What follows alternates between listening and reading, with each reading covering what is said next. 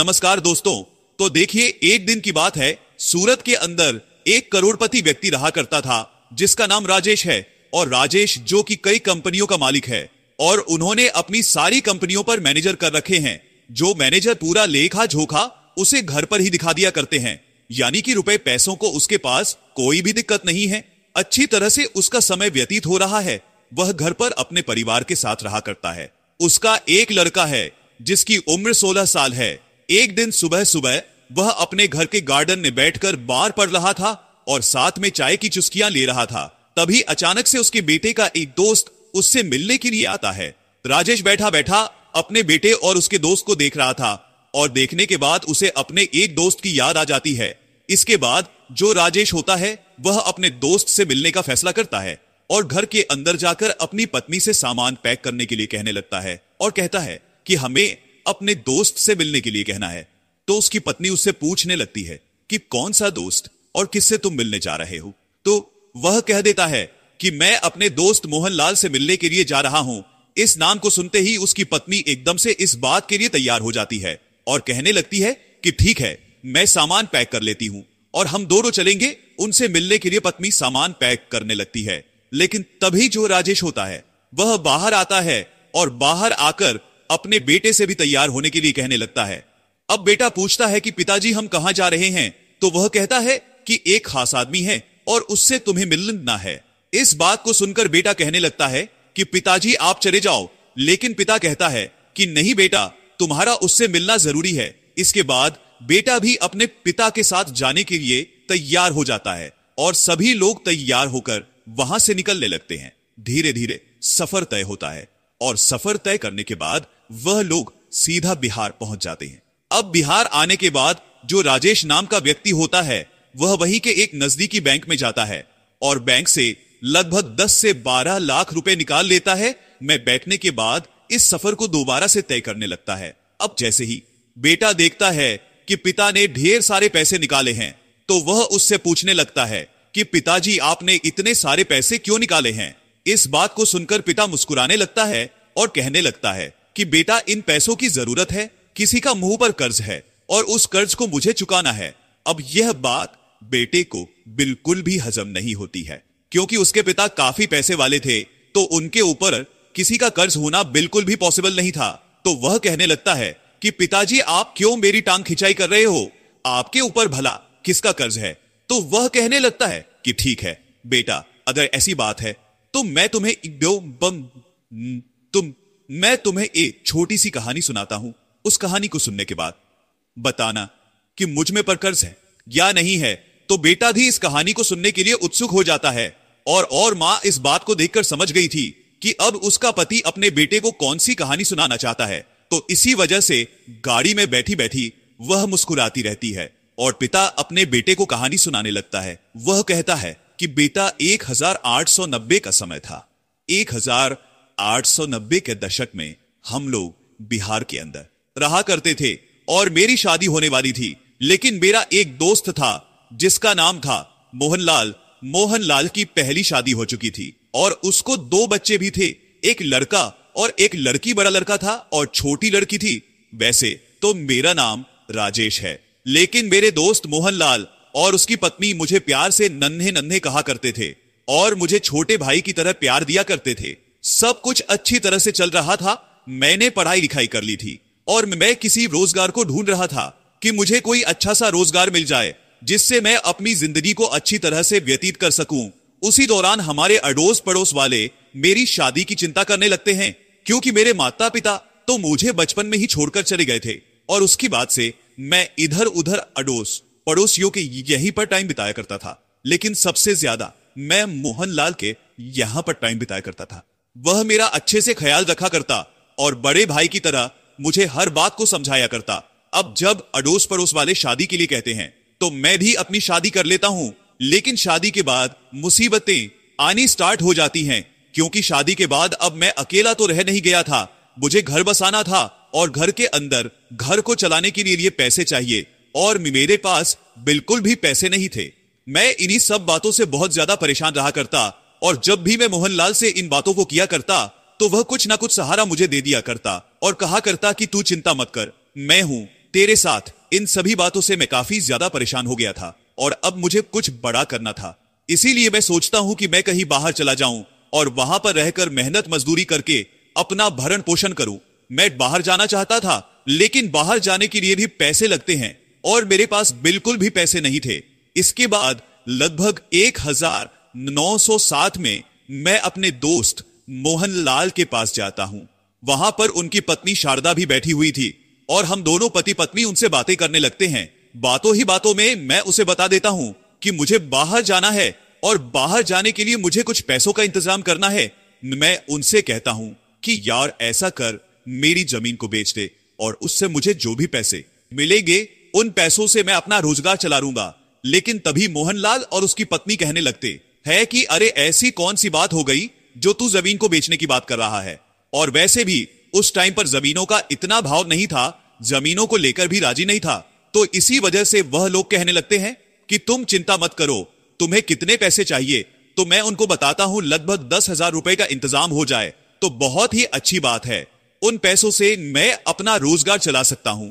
इसके बाद अपनी पत्नी के कुछ जेवर उसके पास रखे हुए थे, उन जेवर को लेकर एक सुरनार के पास जाता है और वहां पर 10,000 में वो जेवर को गिरवी रख देता है और जो पैसे उसे मिलते हैं उन पैसों को लाकर मेरे हाथ में थमा देता है। अब मैं जैसे ही अपने हाथ में पैसे देखता हूं तो अपने दोस्त से पूछने लगता हूं कि कहां से लेकर आए हो, तो वह बता देता है कि इसी तरह से तुम्हारी भाभी के जेवर मैंने गिरवी रख दिए हैं और बाद में मैं पैसा कमाकर उन्हें छुड़ा लूंगा। तुम कैसी भी चिंता मत करो और अपनी जिंदगी को अच्छी तरह से व्यतीत करो। ये तुम्हारे पास पैसे हैं और इन पैसों को तुम्हें कभी भी देने की जरूरत नहीं है। मैं तुम्हारा दोस्त हूं और इतना हक तो मेरा बनता ही है। ऐसा कहकर उसने मुझे पैसे दे दिए और पैसे देकर वहां से जाने के लिए कह दिया। उसके बाद मैं अपनी पत्नी को लेकर वहां से सीधा सूरत आ जाता हूं और सूरत में आकर छोटा मोटा काम करने लगता हूं। उस काम में मैं दिन रात मेहनत करता हूं।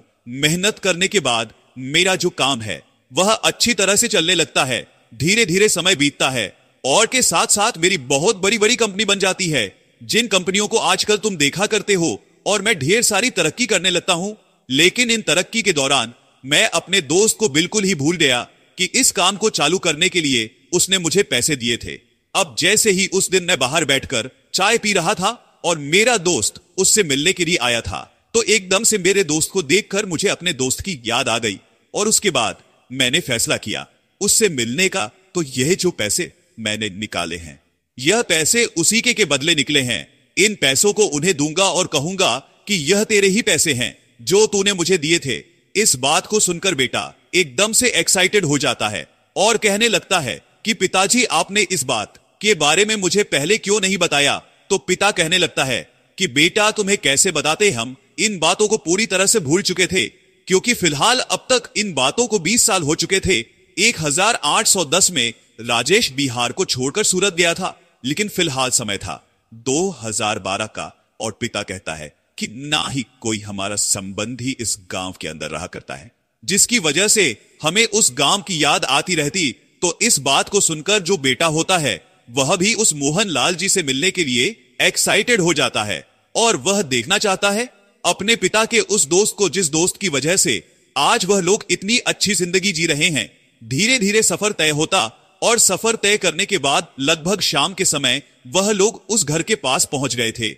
बड़ी सी गाड़ी को लेकर, वही सी गाड़ी को लेकर वह मोहनलाल जी के घर के सामने खड़े हो गए थे और यह बात देखकर गांव के कुछ लोग उस व्यक्ति की तरफ बड़ी अजीब निगाहों से देखने लगते हैं, क्योंकि मोहनलाल जी के घर की हालत काफी ज्यादा खराब थी और फिलहाल देखने से लग रहा था कि कई सालों से इसकी कोई मरम्मत नहीं हुई है। यह बात राजेश को भी महसूस होती है और इसके बाद वह अपनी गाड़ी से उतरता है और सीधा उस घर के अंदर जाने लगता है।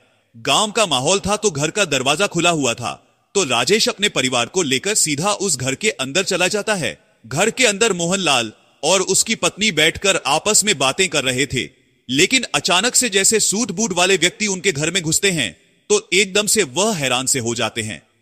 तभी मोहनलाल उनसे कहता है कि हाँ भाई कौन हो और तुम इस तरह से घर के अंदर क्यों घुसे आ रहे हो। इस बात को सुनकर राजेश मुस्कुराने लगता है। इधर जो राजेश की पत्नी थी वह भी मुस्कुराने लगी थी। तभी जो राजेश होता है वह कहने लगता है कि साहब यहां पर हमें किसी व्यक्ति से मिलना है। तो जो मोहनलाल होता है वह यह बात देखकर हैरान है, क्योंकि इस व्यक्ति के पहनावे से लग रहा था कि यह एक करोड़पति व्यक्ति है, तब भी यह उसे साफ कह रहा है, तो वह कहने लगता है कि अरे भाई क्यों मजाक कर रहे हो साहब, तो तुम हो और हम साहब कैसे हो गए? तो राजेश कहने लगता है कि नहीं साहब, मेरे लिए तो आप ही साहब हो, अगर आप नहीं होते तो आज मैं नहीं होता। इसके बाद मोहनलाल कहने लगता है कि देखो भाई मजाक मत करो, मजाक काफी हो गए, और यह बताओ कि तुम हो कौन? तो जो राजेश होता है वह कहने लगता है कि साहब वैसे तो मेरा नाम राजेश है, लेकिन प्यार से कुछ लोग मुझे नन्हे नन्हे कहकर पुकारा करते थे। अब जैसे ही मोहनलाल और उसकी पत्नी शारदा इस बात को सुनते हैं कि नन्हे नन्हे कहकर उसे कोई पुकारा करता था, तो एकदम से उन्हें नन्हे की याद आ जाती है और वह लोग गौर से देखकर पहचान लेते हैं कि यह वही नन्हे है जिसे उन्होंने 10,000 रुपए दिए थे और वह इस गांव को छोड़कर चला गया था। तो एकदम से जो मोहनलाल जी होते हैं उसकी आंखों से आंसू टपकने लगते हैं और वह भागकर एकदम से नन्हे को गले लगा लेते हैं। कहते हैं कि अरे नन्हे, तू तो पूरा बदल गया और देखने से बिल्कुल भी पहचान में नहीं आ रहा है। और जब मोहनलाल गले लगता है राजेश के, तो राजेश की आंखों में आंसू आने लगते हैं और वह भी फूट फूट कर रोने लगता है। अब जैसे ही माहौल थोड़ा सा शांत होता है तो उसके बाद जो राजेश की पत्नी होती है वह एकदम से मोहनलाल जी के पैर छूने लगती है। अब गांव के कुछ लोग यह सब कुछ देखकर चौकन्ना हो गए थे और वह घर के अंदर ताका झांकी कर रहे थे। जैसे ही वह देखते हैं कि वह करोड़पति व्यक्ति गाड़ी में बैठकर उनके घर पर आया है और उसके बाद उसकी पत्नी इन गरीब लोगों के पैर छू रही है, तो वह लोग भी हैरान हो जाते हैं और घर की दीवारों से कान लगाकर सुनने लगते हैं। तभी जो मोहनलाल जी की पत्नी होती है वह कहने लगती है कि अरे इसी तरह से खड़े खड़े बात करोगे या इनको बैठने के लिए भी पूछोगे? इसके बाद जो मोहनलाल जी होते हैं उन सभी को बिठाते हैं और बिठाने के बाद उनसे हालचाल पूछने लगते हैं। तो जो राजेश होता है वह मोहनलाल जी को अपने बारे में पूरी बातें बताता है और कहता है कि गुजरात के सूरत में मेरी बहुत बड़ी बड़ी बड़ी कंपनियां हैं और वहां पर रहकर मैं बहुत अच्छी जिंदगी जिया करता हूं, लेकिन तुम बताओ तुम्हारा क्या हालचाल है और यह आप लोगों ने अपना क्या हाल बना रखा है? इस बात को सुनकर मोहनलाल और उसकी पत्नी एकदम से खामोश से हो जाते हैं और उनके चेहरे पर मायूसी साफ साफ दिखाई देने लगती है। तभी जो राजेश होता है वह मुंह रखता है और कहता है कि दोस्तों, बेशक से मेरा दोस्त है, लेकिन तू मेरे लिए बड़े भाई से कम नहीं है, क्योंकि शायद अगर तू मेरी उस टाइम पर मदद नहीं करता तो मैं इतना बड़ा व्यापारी नहीं बन पाता और मेरे नए बड़े बिजनेस नहीं हो पाते। अगर तुम्हें कैसी भी कोई समस्या है तो तुम बेझिझक होकर मुझे बता सकते हो, आखिर क्या हुआ है ऐसा जो तुम्हारी हालत ऐसे है? तो उसके बाद जो मोहनलाल जी होते हैं वह अपने बारे में उसे बताने लगते हैं। कहते हैं कि जब तू यहां से चला गया था तो हमने 10,000 रुपए दे दिए थे, तो उसके बाद हम दोनों पति पत्नी मेहनत करते हैं और मेहनत करने के बाद उन जेवरों को तू छुड़ा लेते हैं। लेकिन धीरे धीरे परिवार के अंदर बहुत कुछ चेंज होने लगता है। मेरी तबीयत खराब होने लगती है, बच्चे बड़े होने लगते हैं, उनकी पढ़ाई लिखाई का खर्चा, और साथ में बेटी जवान होने लगती है। धीरे धीरे मैं बीमार रहने लगा और बीमारी के कारण मुझसे कमाने के लिए नहीं जाया जाता है। मेरा बेटा जो कि बाहर मेहनत मजदूरी किया करता है, लेकिन जो बहुत करना चाहता है, लेकिन कैसे भी कर ले इतना पैसा वह कहां से जोड़ सकता है? जो भी पैसे वह कमाया करता है उन पैसों से घर का खर्च चला करता है और साथ में मेरी बीमारी का इलाज भी हुआ करता है। मैंने अपनी बेटी को उसके मामा के यहां पर छोड़ रखा है ताकि घर का खर्च कुछ कम हो सके। और इन बातों को बताते हुए मोहनलाल जी एक बार फिर से फूट फूट कर रोने लगते हैं और उनकी पत्नी शारदा की आंखों में भी आंसू आ जाते हैं। तो राजेश और उनकी पत्नी दोनों उनको संभालते हैं और उसके बाद उस ब्रीफ केस को, जिस ब्रीफ केस के अंदर ढेर सारे रुपए थे, उसको उनके सामने रखते हैं और कहते हैं कि देखो, मैं तो तुम्हारा कर्ज चुकाने के लिए तुम्हारे पैसों को लेकर आया था, लेकिन लगता है अब तुम्हें इनकी कोई भी जरूरत नहीं है। इसके बाद मोहनलाल कहने लगता है, अरे भाई, मैंने तुमसे कह तो दिया था कि यह कोई कर्ज नहीं है, यह तो हमारा प्यार है जो हमने तुम्हारे लिए किया था। वह लोग इसी तरह की बातें कर रहे थे और तभी यहां पर जो मोहनलाल जी होते हैं उनका बेटा आ जाता है जो कि अब तक मजदूरी कर रहा था। और इसके बाद जैसे ही वह घर के अंदर इन लोगों को बैठे देखता है तो एकदम से हैरान हो जाता है। तभी मोहनलाल जी अपने बेटे को इशारा करते हैं और उसे अपने पास बुलाकर बिठा लेते हैं। वह राजेश से कहते हैं कि राजेश, यह है मेरा बेटा जो कि मेहनत मजदूरी करके अपने परिवार की आर्थिक स्थिति को मजबूत करना चाहता है। तो राजेश मोहनलाल जी के बेटे से पूछने लगता है कि बेटा तुम क्या किया करते हो? तो वह कहता है कि अंकल जी पढ़ाई लिखाई तो की थी, लेकिन परिवार की कंडीशन की वजह से मुझे मेहनत करना ही अच्छा लगा तो मैं मेहनत किया करता हूं, साथ में गवर्नमेंट जॉब की तैयारी भी कर रहा हूं। इस बात को सुनकर राजेश उसे शाबाशी देता है और कहता है कि बेटा मेहनत करते रहो, मेहनत का फल हमेशा मीठा होता है। तो जो मोहनलाल का बेटा होता है वह अपने पिता से इन सभी चीजों के बारे में पूछना चाहता है कि यह लोग कौन हैं और यहां पर ये क्या कर रहे हैं, और यह भाव उसके चेहरे पर साफ साफ दिखाई दे रहे थे। राजेश इन भावों को पढ़ लेता है और तभी वह मोहनलाल के बेटे को बता देता है कि बेटा मैं जानता हूं कि तुम क्या जानना चाहते हो, और जो कुछ भी तुम जानना चाहते हो उन सभी चीजों के जवाब तुम्हें मिल जाएंगे, लेकिन उससे पहले तुम्हें मेरे साथ चलना होगा। इसके बाद राजेश उठने लगता है, लेकिन तभी मोहनलाल कहता है कि कहां ले जा रहे हो तुम इसे? तो वो कहता है कि मेरे बीवी बच्चे यहीं पर हैं, तो चिंता मत कर, तेरे बच्चे को किडनैप नहीं करूंगा, बस मुझे इससे कुछ काम है। ऐसा कहकर वह मोहनलाल के बेटे को अपने साथ बिठा है और वहां से गाड़ी लेकर चल देता है। वह मोहनलाल के बेटे से उसके मामा के यहां का एड्रेस पूछता है और वहां से वह लोग सीधे मोहनलाल के ससुराल पहुंच जाते हैं और वहां से उसकी बेटी को अपने साथ लेकर वापस उसी घर में आ जाते हैं। वहां पर आने के बाद राजेश उनसे कहने लगता है कि दोस्त देखो, बहुत हो गया, अब तुम्हें इस तरह से जिंदगी जीने की कोई जरूरत नहीं है। मेरे पास ढेर सारा रुपया पैसा है, अच्छा ही बड़ा कान बना सूरत के अंदर, तो अब तुम लोग मेरे साथ वहीं पर चलोगे और वहीं पर जीवन व्यतीत करोगे। यहां पर क्या है, यहां पर बच्चों को मजदूरी भी बहुत कम मिला करती है, वहां पर किसी ना किसी कंपनी में तुम्हारा बेटा मेरी में काम कर लेगा और वहीं पर मेरे साथ जीवन को व्यतीत करो, मैं तुम्हारी बेटी की भी वहीं पर शादी कराऊंगा। अब यह बातें सुनकर मोहनलाल कहने लगता है कि नहीं यार, हम यहीं पर ठीक है, तू ही वहीं पर बना रहे और कोई भी कैसी भी दिक्कत नहीं है। अब जो मोहनलाल का बेटा है वह अभी तक भी संतुष्ट नहीं है और उसे नहीं पता कि यह कौन है और यहां पर क्या कर रहा है, और इतना बड़ा बिजनेसमैन होकर मेरे पिता के पास क्या कर रहा है। तो उसके बाद में पूछ ही लेता है कि अंकल जी आप हो कौन और हमें अपने साथ ले जाने के लिए क्यों कह रहे हो? तो जो राजेश होता है वह उसे बता देता है कि बेटा मैं इसी तरह से तुम्हारे पिता का दोस्त हूं और इसी गांव का रहने वाला हूं।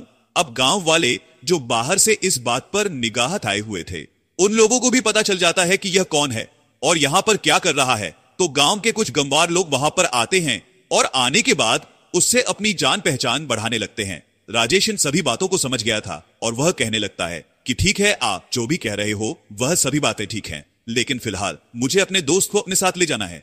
तो राजेश का दोस्त मोहनलाल कहने लगता है कि भाई अभी तो रात हो गई है, कल सुबह देखते हैं, आज रात तुम यहीं पर रुको और कल सुबह देखते हैं कि क्या होना है। ऐसा कहकर मोहनलाल राजेश के परिवार और राजेश को वहीं पर रोक लेता है और रात भर वह आपस में एक दूसरे से बातें करते रहते हैं। रात भर में उन लोगों ने तय कर लिया था कि वह लोग वहीं पर चले जाएंगे और वहीं पर अपनी आगे की जिंदगी बिताएंगे। दूसरे दिन सुबह सुबह जो राजेश होता है पूरे परिवार को लेकर वहां से सूरत अपने घर में आ जाता है और वहीं पर उन्हें आदर सम्मान के साथ रखने लगता है। राजेश ने मोहनलाल की बेटी की शादी एक बहुत ही बड़े घर में तय कर दी थी और बेटे को कंपनी के अंदर बहुत बड़ा मैनेजर बना दिया था। कुछ दिनों बाद मोहनलाल के बेटे की भी शादी हो जाती है और शादी होने के बाद उसकी जो पत्नी आती है वह भी उसी घर के अंदर रहने लगती है। इसके बाद मोहनलाल का बेटा अपने लिए एक अलग से मकान खरीदता है और उसके अंदर अपनी पत्नी के साथ रहने लगता है।